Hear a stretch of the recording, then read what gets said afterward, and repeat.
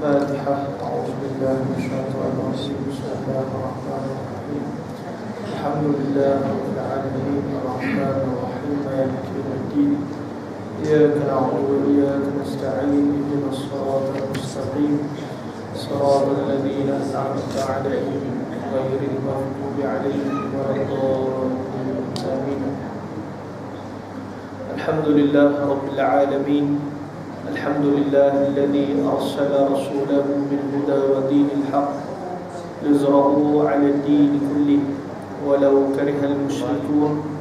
أشهد أن لا إله إلا الله وحده لا شريك له وأشهد أن محمدا عبده ورسوله. اللهم صل وسلم وبارك على سيدنا محمد وعلى آله وأصحابه ومن تبعهم بإحسان إلى يوم الدين.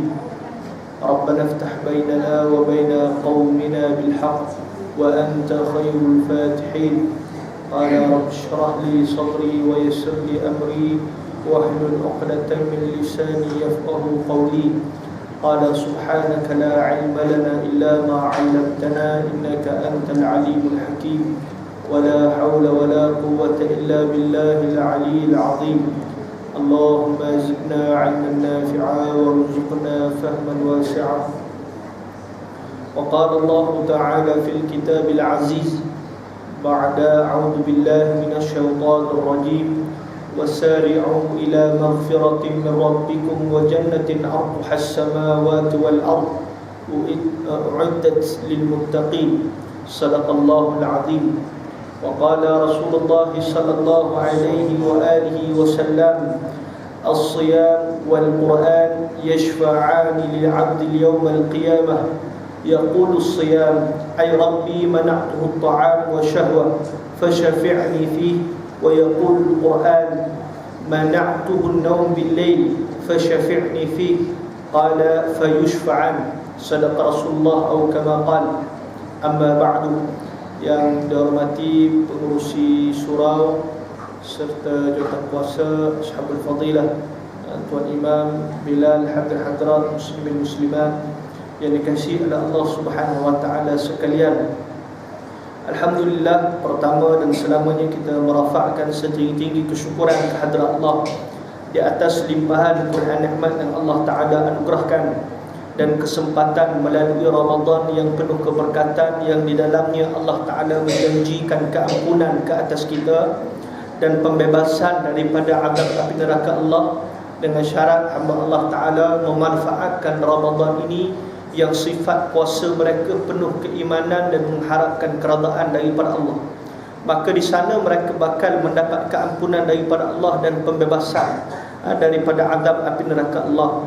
Salawat dan salam ke atas junjungan besar baginda Nabi sallallahu alaihi wa alihi wasallam serta ahli keluarga baginda yang terpuji, para ummahatil mukminin, ibu bagi orang-orang beriman, yakni isteri-isteri Nabi, para sahabat radhiyallahu anhum ajma'in, para tabi'in, tabi'in yang digelar sebagai salafus salih, serta para ulama yang meneruskan risalah perjuangan Nabi sebagaimana yang disabdakan oleh Nabi, innal ulama warasatul anbiya. Sesungguhnya ulama merupakan pewaris bagi para nabi.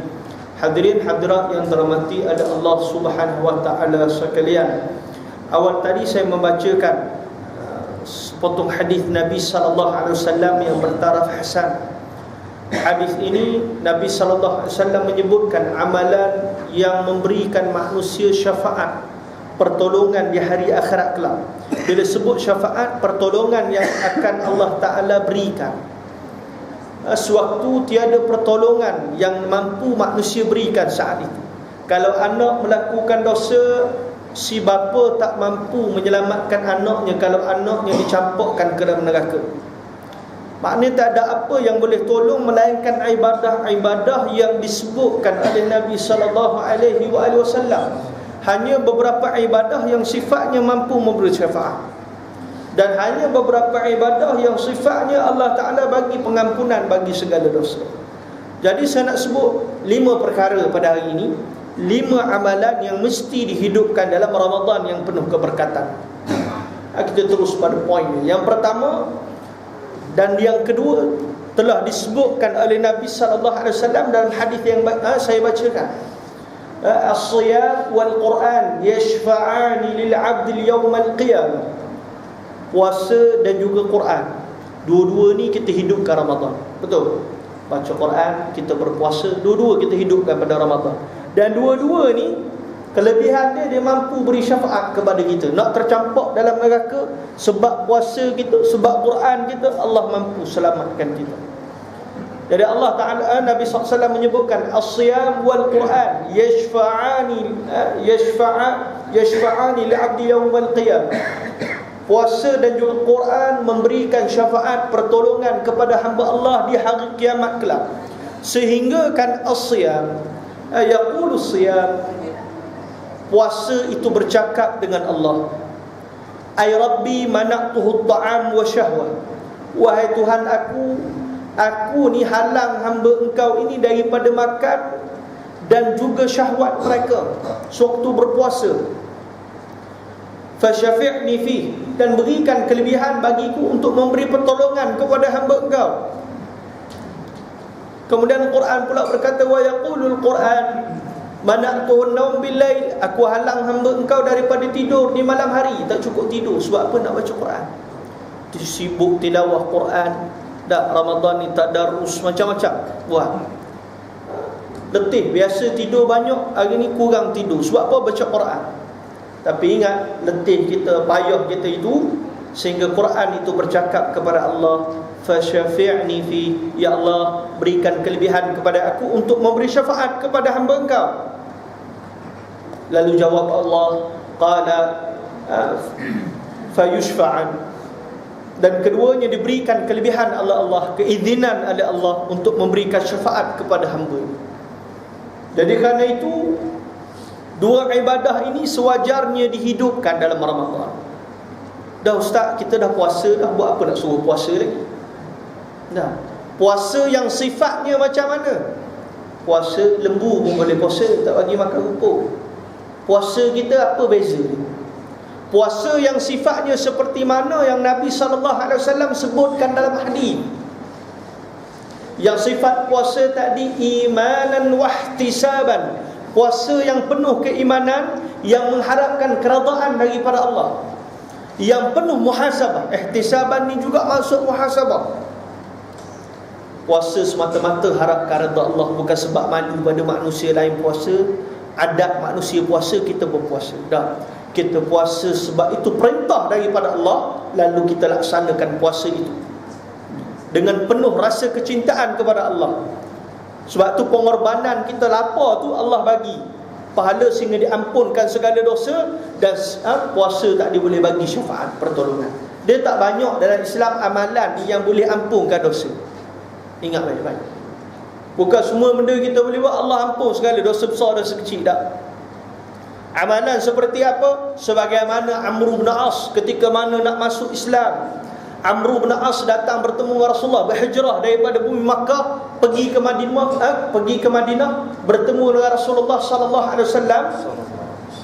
Lalu sampai je Amr bin As di Madinah, Rasulullah tengok Amr bin As, Rasulullah senyum. Lalu Rasulullah tu hulurkan tangan kepada Amr bin As. Amr bin As mengulurkan tangan kembali kepada Rasulullah nak mengucap syahadah ni. Tiba-tiba Amr bin As tarik balik tangan dia. Rasulullah terkejut. Dia kata, wahai Amr bin As, kamu tak jadi masuk Islam ke? Lalu Amr bin As kata, bukan tak jadi masuk Islam ya Rasulullah. Aku duk fikir ni, dulu ni aku orang yang menentang kamu. Pagi-pagi dah hasut pedang dah nak bunuh kamu. Hari ni aku datang nak masuk Islam, dosa aku banyak ya Rasulullah. Sebelum aku masuk Islam ya Rasulullah, tolonglah maafkan aku dan ampunkan segala dosa. Lalu apa kata Rasulullah sallallahu alaihi wasallam? Wahai Amr bin As, saat kamu berhijrah daripada, bukan surah Nurul Hijrah. Nah, saat kamu berhijrah daripada bumi Makkah mari ke Madinah ni, Allah dah ampunkan segala dosa kamu. Dan saat kamu mengucapkan dua kalimah syahadah, Allah Ta'ala dah ampunkan dosa kamu. Dan kalau kamu pergi melaksanakan haji, Allah Ta'ala juga telah mengampunkan segala dosa-dosa kamu. Tu amalan ampun segala dosa. Dah hari ni boleh ke nak hijrah? Boleh ke nak tinggal rumah kita cantik-cantik kat Sungai Sering ni, hijrah pergi tinggal duduk lain kat kapal orang asli? Tak dakwah. Sanggup tak? Nak tinggal rumah comel-comel, kereta Innova, Toyota comel, nak masuk dalam hutan jahanam kereta. Sanggup nak tinggal? Tak sanggup, tuan-tuan. Para sahabat sanggup. Uthman Al-Affan, Uthman Al-Affan tinggalkan segalanya kerana perjuangan agama Allah. Hari ni boleh lagi tak hijrah? Boleh.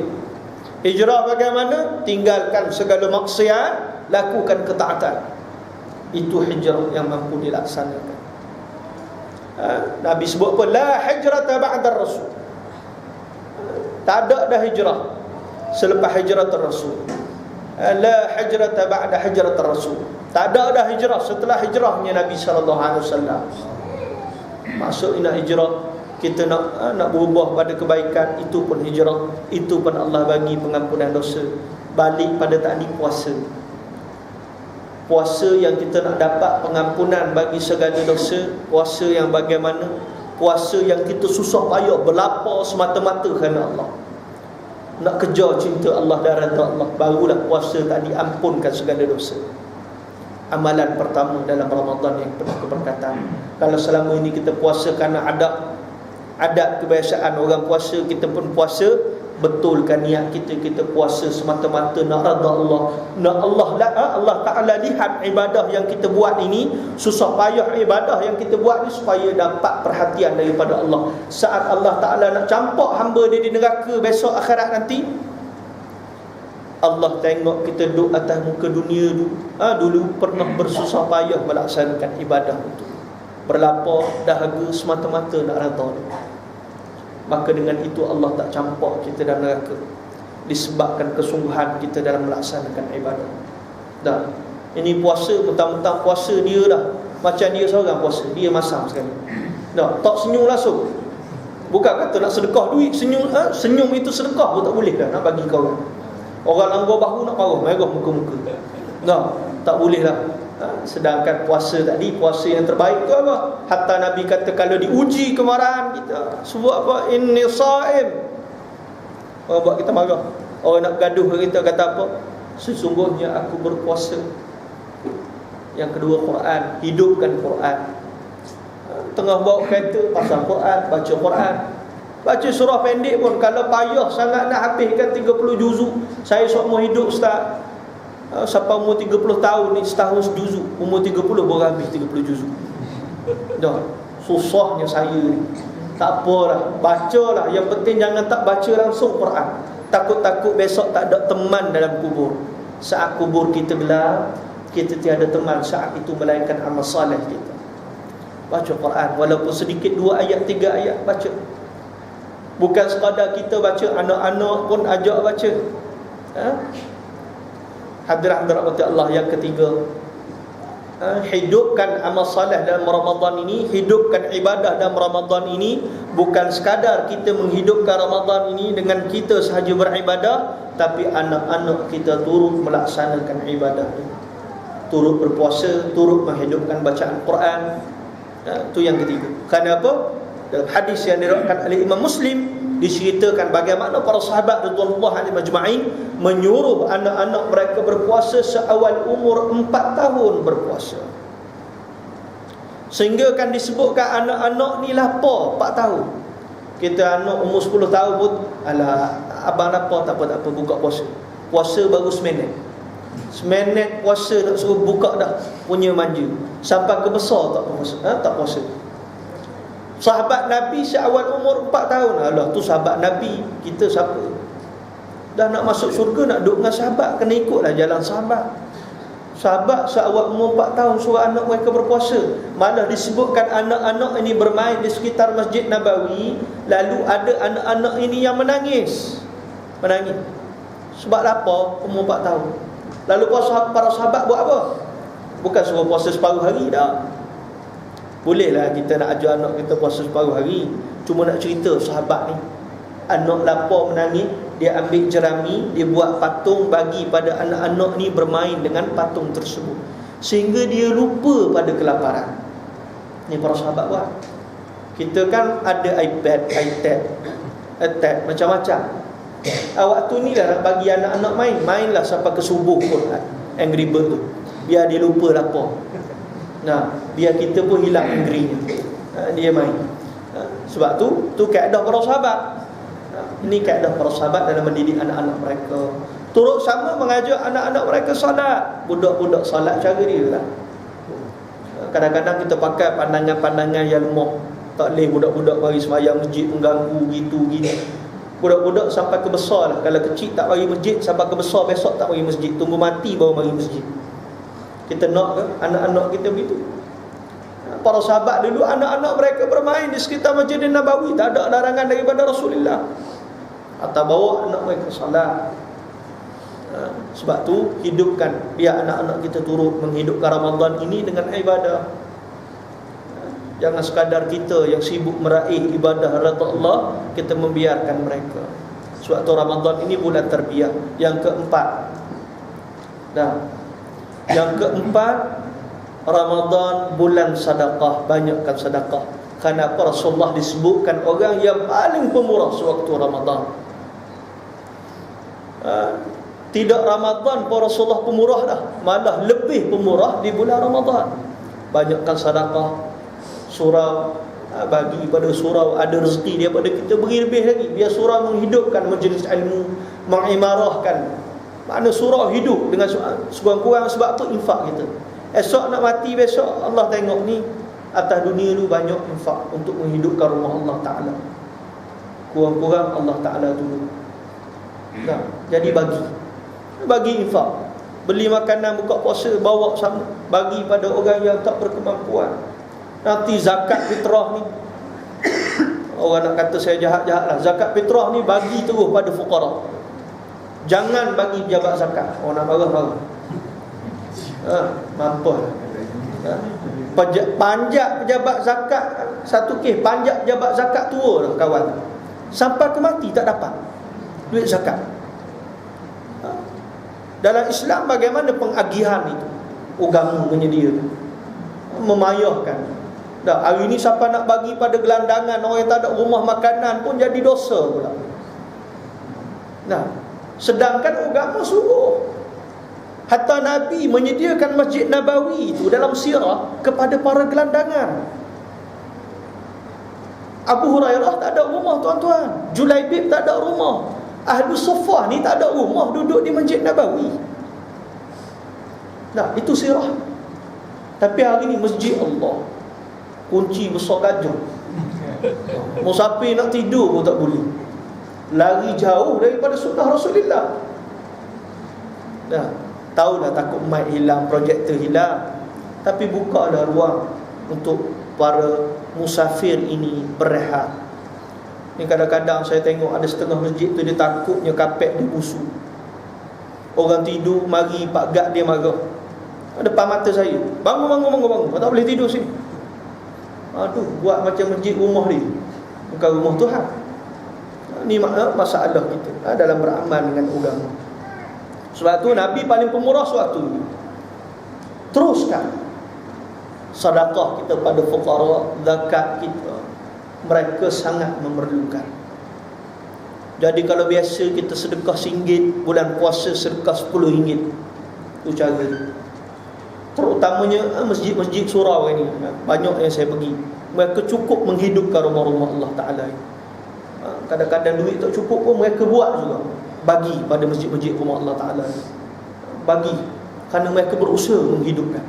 Kalau tempat saya Masjid Al-Azim, dia buat sungguh Ramadan.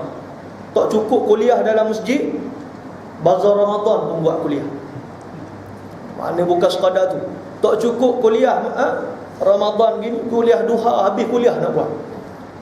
Setiap hari lepas subuh kuliah sepanjang masa. Nak hidupkan, panggil Tok Imam Terawih pula, variasi.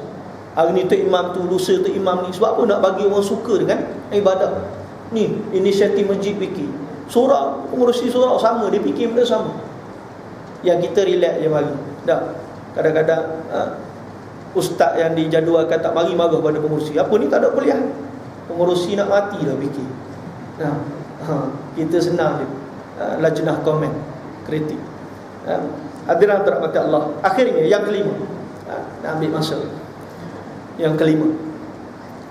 Isilah Ramadan ini dengan program taubat. Itu yang paling utama berdasarkan firman Allah Ta'ala. Saya baca awal-awal tadi, wasari'u ila maghfiratin rabbikum wa jannatin arduha as-samawati wal ard u'iddat lil muttaqin. Bersegeralah kalian. Sifat taubat mesti segera, tak boleh tangguh. Wasari'u, bersegera memohon keampunan daripada Tuhan kalian. Yang syurga seluas langit, arduha as-samawati wal ard. Syurga ini seluas langit dan bumi. U'iddat lil muttaqin, disediakan untuk orang-orang yang bertakwa kepada Allah dan orang yang mohon keampunan kepada Allah. Jadi isi Ramadan ini tanpa henti memohon keampunan. Hatta Nabi SAW bila ditanya oleh Aisyah radhiyallahu anha, Aisyah tanya, kalau kami bertemu dengan Lailatul Qadar, apakah amalan yang terbaik untuk kami lakukan ya Rasulullah? Lalu ya Rasulullah apa? Berdoalah kepada Allah, Allahumma innaka afun tuhibbul afwa fa'fu anni. Ya Allah, kau maha pengampun dan kau suka mengampunkan, maka ampunkanlah aku ya Allah. Maknanya waktu paling strategik doa, paling mustajab doa waktu Lailatul Qadar. Waktu paling strategik ibadah waktu Lailatul Qadar. Yang amalan itu khairun min alfi syahr, lebih baik daripada 1000 bulan. Waktu itu pun masih diperintahkan kepada Aisyah untuk minta ampun. Maknanya besar sangat ibadah memohon keampunan pada Allah ini. Maknanya kita sepanjang Ramadan ni tanpa henti mintalah pada Allah, sungguh-sungguh Allah Ta'ala ampunkan segala dosa kita. Dan mintalah pada Allah kerana Ramadan ini bulan yang penuh keberkatan. Minta sepanjang Ramadan ini